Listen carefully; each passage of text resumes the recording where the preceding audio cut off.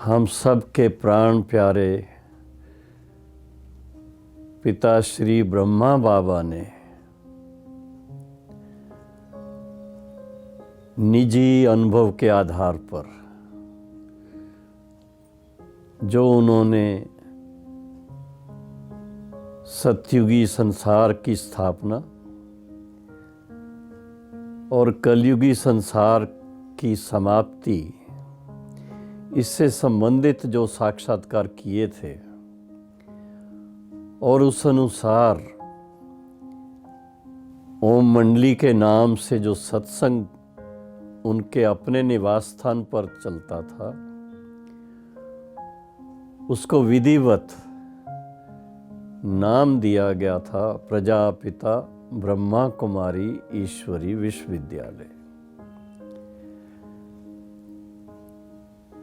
कुछ समय हैदराबाद सिंध में रहने के बाद ईश्वरी विश्वविद्यालय का स्थानांतर हैदराबाद सिंध से कराची में किया गया और कराची में 380 बहनों भाइयों ने एक विशेष नई शुरुआत की, अपने जीवन के लिए नई शुरुआत, समाज के लिए नई शुरुआत, और उसमें बड़ा राज समाया हुआ था, इस विश्व के लिए भी नई शुरुआत। 380 भाई बहनें भिन्न भिन्न परिवारों के, जिनमें बड़ी उम्र वाले भी थे, बीच वाली उम्र वाले भी थे और छोटे बच्चे भी थे।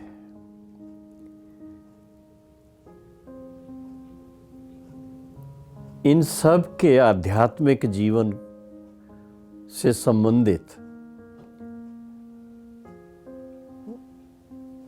ईश्वरी आदेश के अनुसार बहुत सुंदर कार्यक्रम बन गए और उनमें सबसे पहली बात तो ये कि एक साथ 380 बहन भाइयों का नया नामकरण हो गया। जो पहले अपने नाम के साथ ओम लगाते थे, ओम बाबा, ओम मम्मा, ओम राधे, वो सब परिवर्तन करके ऊपर से भृगु ऋषि की तरह शिव बाबा ने निमित्त संदेशी के द्वारा सबके नाम परिवर्तित कर दिए। जैसे दादा लेखराज का नाम प्रजापिता ब्रह्मा, मातेश्वरी सरस्वती का नाम जो पहले ओम राधे उनको कहते थे, उनका नाम परिवर्तित करके जगदम्बा सरस्वती। प्रकाशमणि दादी का नाम पहले रामा था, फिर प्रकाशमणि हुआ। मनमोहिनी दीदी का नाम पहले गोपी था, फिर मनमोहिनी हुआ। चंद्रमणि दादी का नाम पहले मोतल था, फिर उनका चंद्रमणि दादी रखा। इसी तरह से मनोहर दादी, गंगे दादी और दूसरी बड़ी दादियाँ, दादा आनंद किशोर, दादा विश्व किशोर, दादा चंद्रहास, दादा विश्वरतन, इन सब के भी नए नाम उनको मिले। ये एक 18 जनवरी से संबंधित बातें हैं। मैं इसलिए आप सबको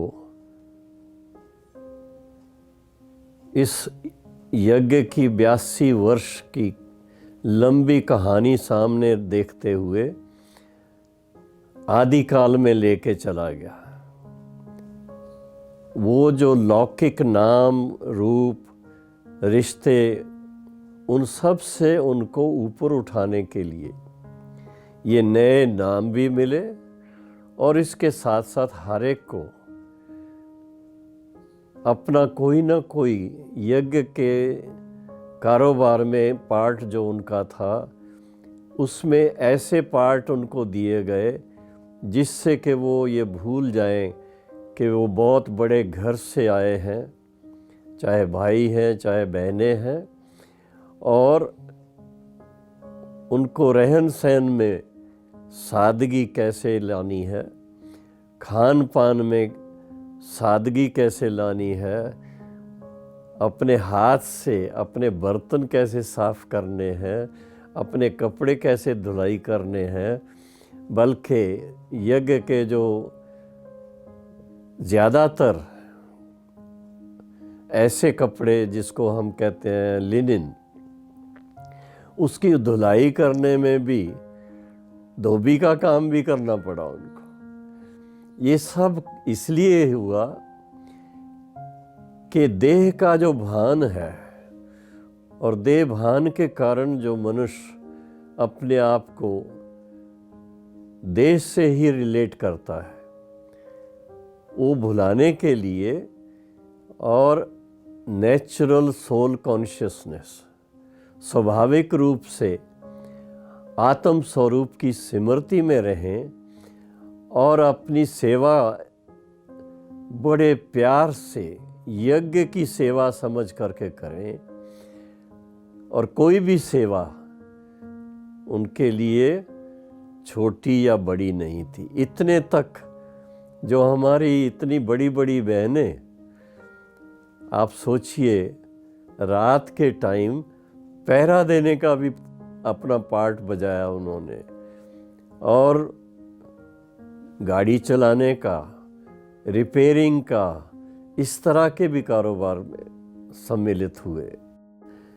इस ईश्वरीय विश्वविद्यालय की जो नींव है वो बहुत मजबूती से पड़ी है। आप सोचिए 14 वर्ष तक तपस्या करें, 14 वर्ष तक ज्ञान की गहराई में जाएं, और वो भी किस आधार पर?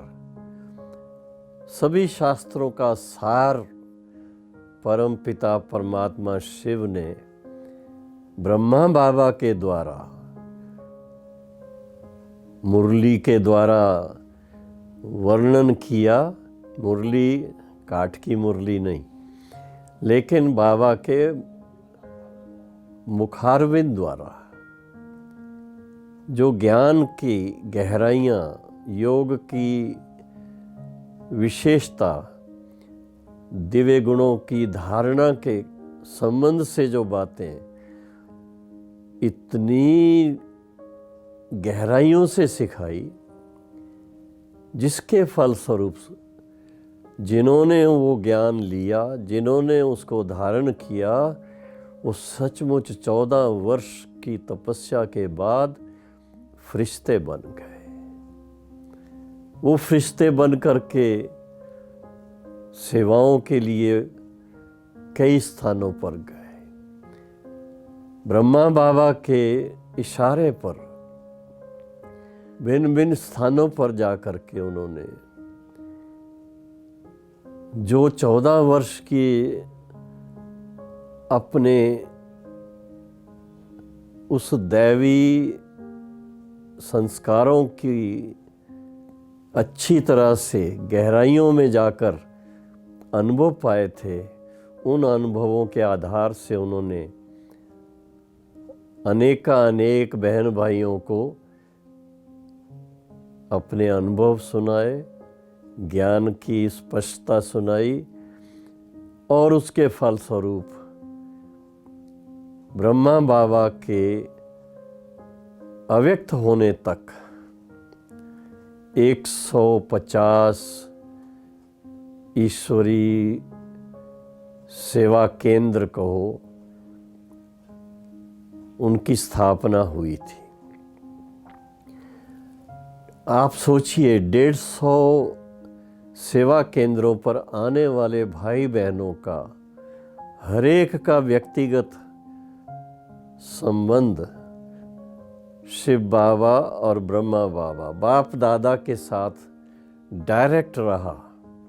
बाबा ने एक एक बच्चे को रूहानियत से भरपूर कर दिया, इतने तक भरपूर किया कि गांव में रहने वाले या शहरों में रहने वाले बहनें और भाई जिनको भी ये ज्ञान अमृत मिला, उनका जीवन धन्य बन गया और वो बाबा को अपने अनुभव लिख कर के भेजते थे। बाबा हर एक के पत्र का जवाब लिखते थे और इतने तक कि पत्रों के द्वारा बाबा हम बच्चों को हम अपने पुरुषार्थ में क्या नवीनता लाएं, क्या विशेषता लाएं, किस बातों पर ध्यान रखें, उसमें खास तो ये बात है कि देह अभिमान को छोड़कर नेचुरल आत्म अभिमानी बन जाए। और दूसरा, आत्मा को शक्तिशाली बनाने के लिए, पावन बनाने के लिए शिव बाबा के साथ मन लगाना, जिसको कहते हैं सहज राजयोग, उसके तपस्या की तरफ बाबा ने हम सब का ध्यान खिंचवाया।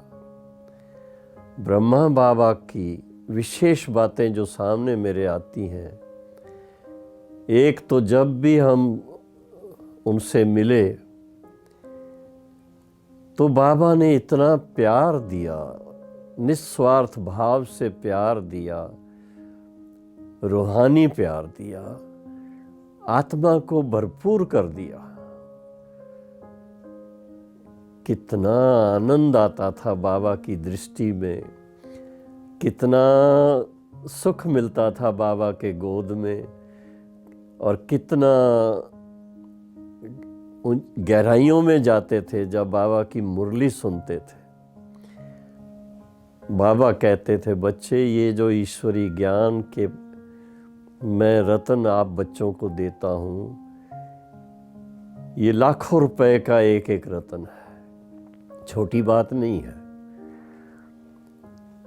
लेकिन इस तरह से अगर उसको हम सोचें तो सबसे बड़ी बात है कि ज्ञान की उस एप्लीकेशन से हमारा जीवन क्या बन गया, जीवन धन्य धन्य बन गया।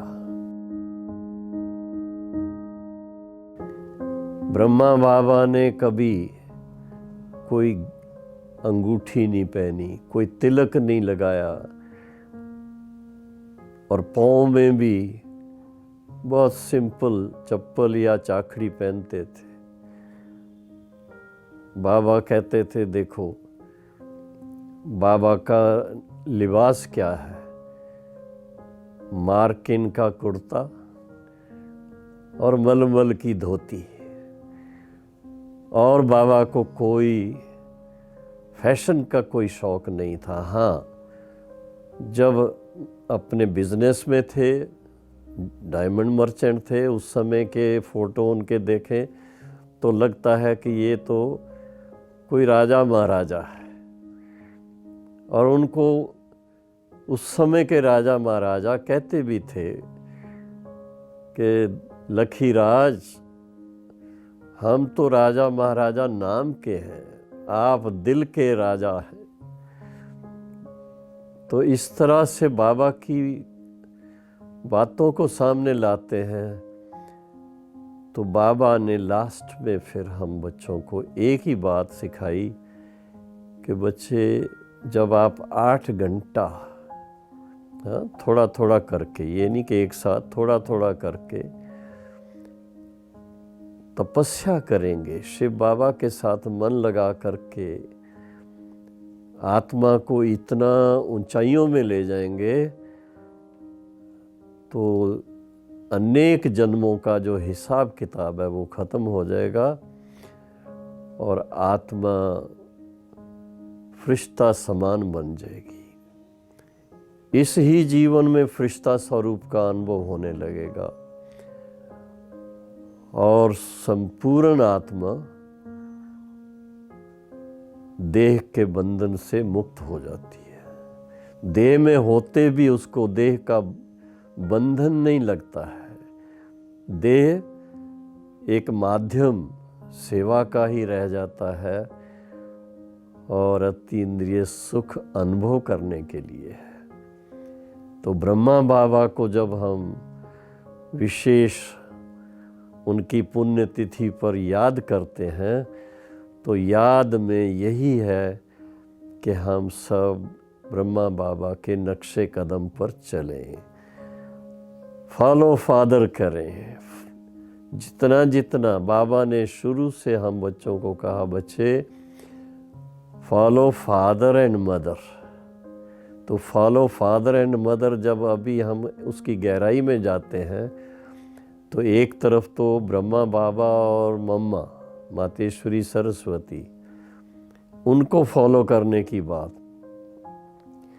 जब मातेश्वरी सरस्वती अव्यक्त हो गई तो ब्रह्मा बाबा ने कहा ये ब्रह्मा बाबा बड़ी माँ है, तो शिव बाबा और ब्रह्मा माँ उनको फॉलो करना है। तो ब्रह्मा माँ ने क्या किया, तपस्या करके शिव बाबा के समानता में चले गए। इसलिए बाबा बार बार अव्यक्त मुरलियों के द्वारा भी हम बच्चों को यही सिखाते रहे हैं, आज भी सिखा रहे हैं, बाप समान भव। तो जब हम ब्रह्मा बाबा की विशेष याद कहो, उनकी पुण्यतिथि कहो, वो हम ऑब्जर्व कर रहे हैं तो उससे हमें विशेष प्रेरणा यही मिलती है कि हम बाप समान बनने का दिल व जान से पुरुषार्थ करें।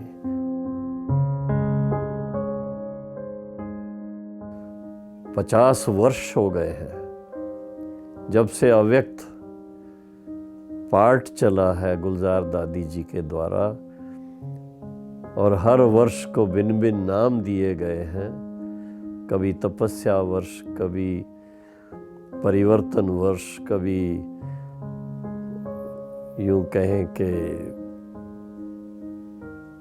ईयर ऑफ एनलाइटनमेंट, ऐसे ऐसे शब्द दिए गए हैं। लेकिन फाइनल एक ही बात समझ में आती है कि ब्रह्मा बाबा के एग्जाम्पल को अपने सामने रखते बाप समान बनने का, क्योंकि हम शिव बाबा के समान नहीं बन सकते।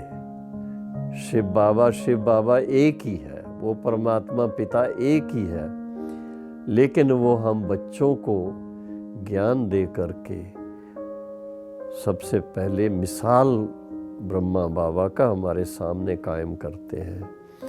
और हम अगर लक्ष्य रखते हैं तो शिव बाबा की शक्ति से वो लक्षण भी जीवन में आते जाते हैं। तो अभी जब हम ब्रह्मा बाबा की विशेष ये याददाश्त कहो, यादगार कहो, याद दिन कहो, वो मना रहे हैं, तो अभी लक्ष्य ये रखना है कि सदा बाबा के अव्यक्त गोद में समाये रहें और बाबा की श्रीमत को गहराई से समझकर उस पर चलते रहें और बाबा का नाम रोशन करें। बाबा को सारे विश्व में प्रत्यक्ष करने का लक्ष्य रखना है। तो यूं कहें कि अब प्रैक्टिकल में बाबा के प्रत्यक्षता का वर्ष मनाएं। यही इस 18 जनवरी पर हमें उमंग आता है। ओम शांति।